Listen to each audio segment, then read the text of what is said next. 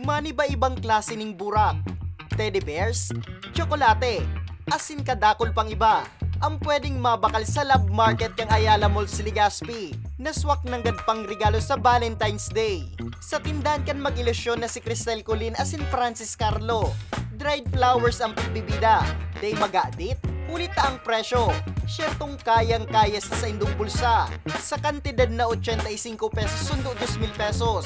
Ikwa ka ng pang sorpresa. We cater also yung setup, mga background setup, and then other option na gusto ni customer na gawin namin na sa abot ng mga kaya namin.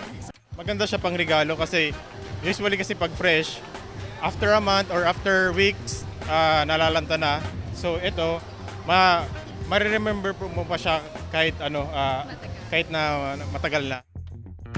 Agaw iksa naman sa Love Market ang hugot line sa mga panindang tsokolate ni Lindsay.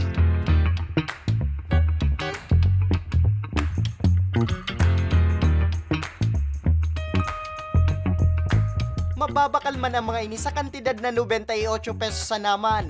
Itong chocolate namin, sir, yun nga, may mga dedication siya. Aside from may dedication siya, patok talaga siya ngayong Valentine's kasi hindi lang siya para sa mga in a relationship. Pwede din siya pati sa mga single. Kung padabata ka, padabaon mo man daw ako.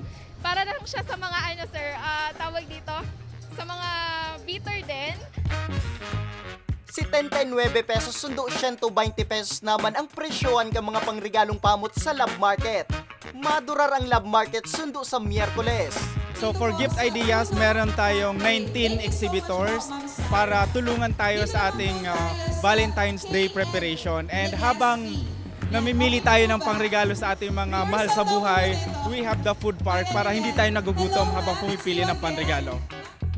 Mientras tanto, sa ground floor kang SM City Legazpi, patukman sa mall goers ang saindang photo booth. Asin syempre, igwa man na mababakal na maniba-ibang pangregalo sa aldaw ng mga puso. Para sa mga baretang tatak Bicol, Nomer Corporal.